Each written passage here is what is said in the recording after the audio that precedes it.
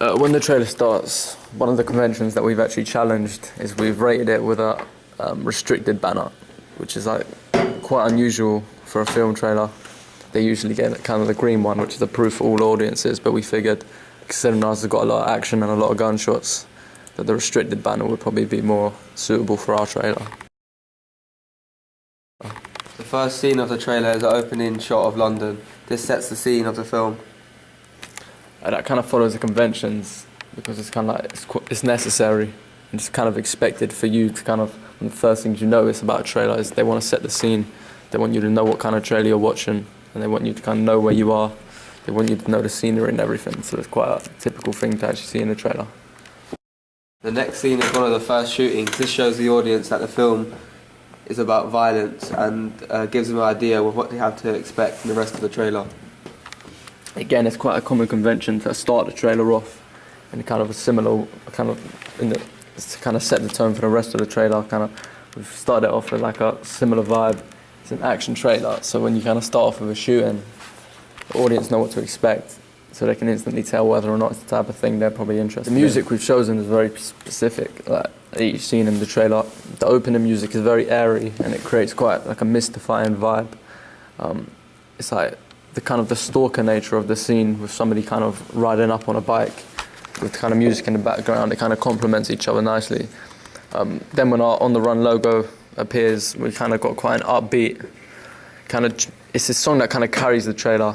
It has a particular flow to it which matches each scene that comes to follow. It's quite calm in a sense. We then begin to introduce the storyline, but at the same time don't give too much away, as this is key in most trailers. We also introduce the characters at the start, but their names aren't introduced until the end of the trailer.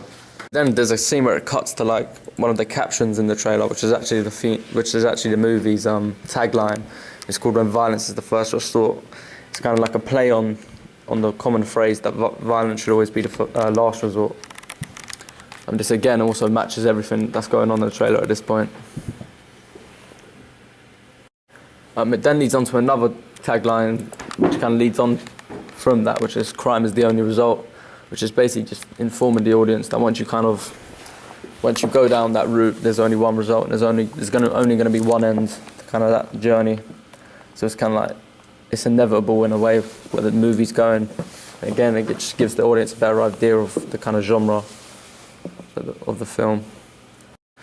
And we actually challenged one of the conventions here when we actually we performed kind of like a unorthodox kind of way of shooting. We showed a scene and then actually went back in time and showed the events that took place beforehand. And they're like very unusual things to see in a trailer, but again, it helped with the story and it helped things flow. It also kind of was like an interesting incentive for audiences. We included a shot, which arguably is probably the best shot in the trailer because it's very specific. But it was a hard shot to do. It was a hard shot to actually pull off because it's a long shot and it's very technical. We have to kind of walk around with the camera in our hands, make sure that we kept it as still as possible, make sure that the acting went on as precisely as possible whilst everything else was happening, make sure the street was clear. So all in all, we thought it was a very key scene to kind of include in the trailer, even though it isn't very conventional. It's very unconventional.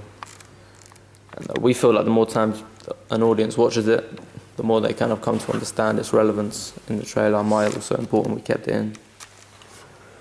We needed something to pick up from the last scene. We kind of ended the trailer where the last scene ended off.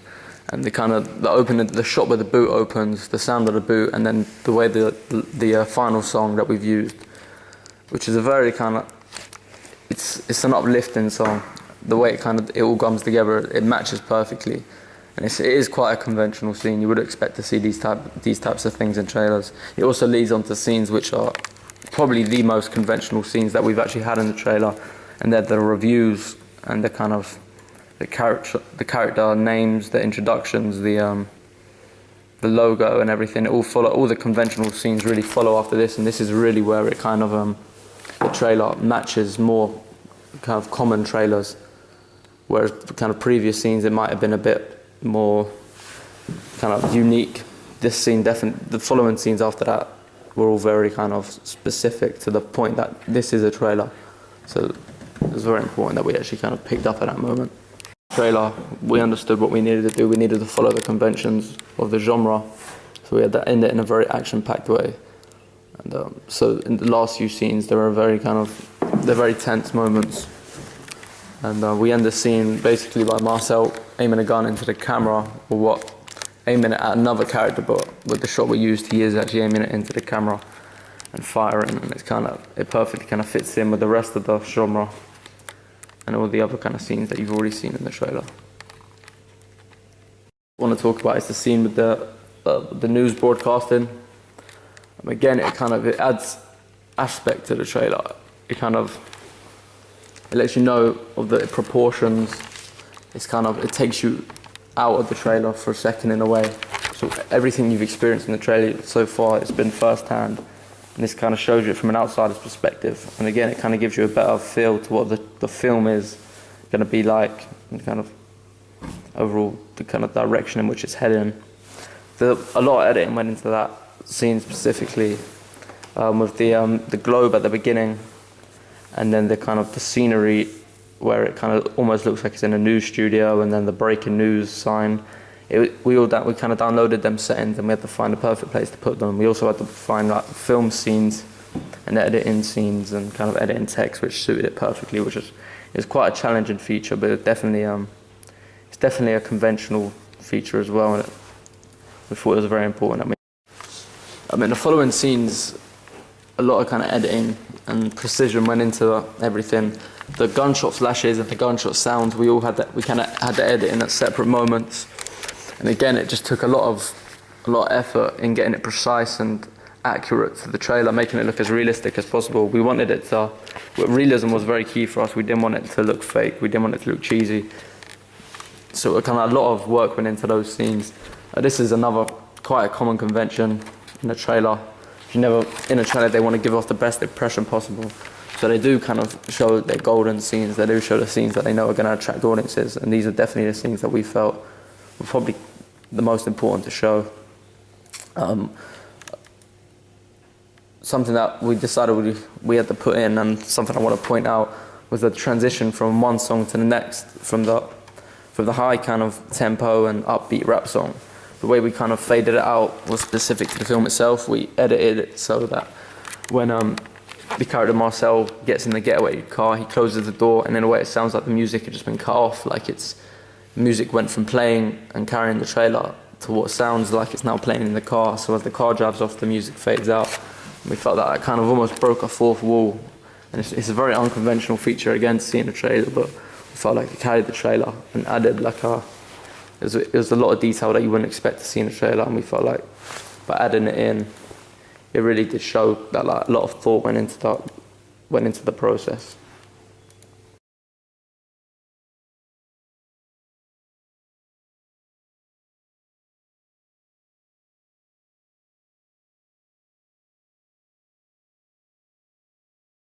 Firstly, for our poster, we've used, challenged and developed several of the conventions that you're likely to see in an actual film poster.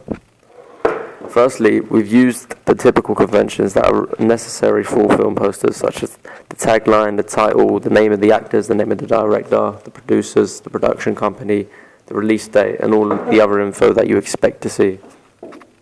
We also have our main characters that feature on the poster, as it links in with the movie, and they're also presented in a gritty way that links in with genre.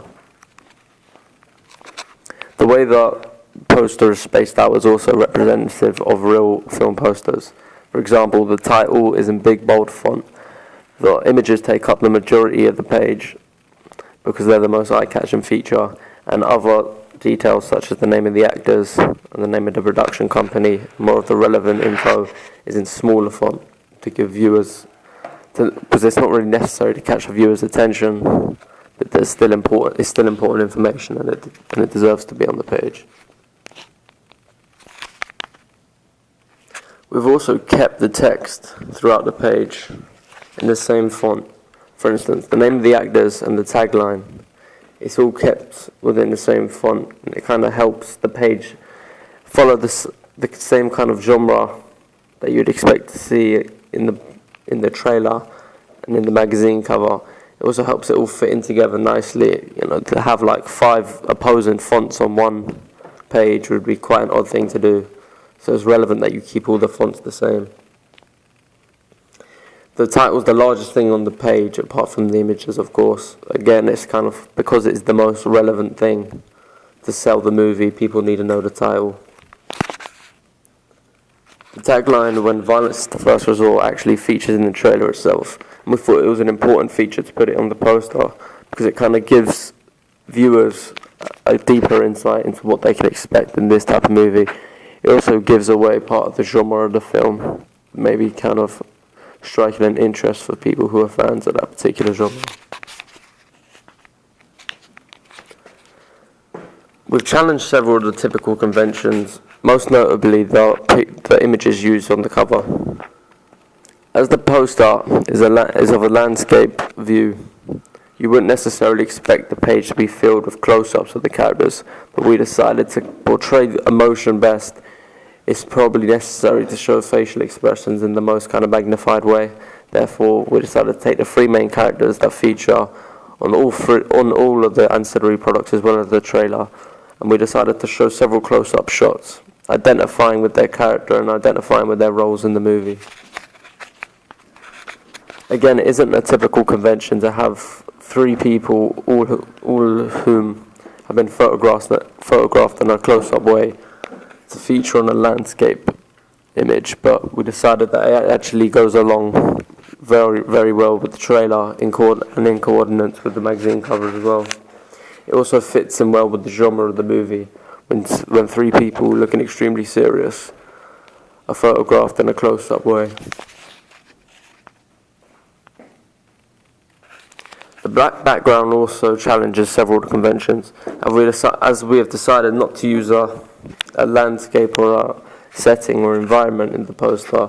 We wanted to keep the poster looking very secluded and quite airy, and we decided that using kind of like a black background that also kind of like leads on to kind of help shadow the people's faces, it makes the whole thing look darker and more gritty, and then again links in with the genre better.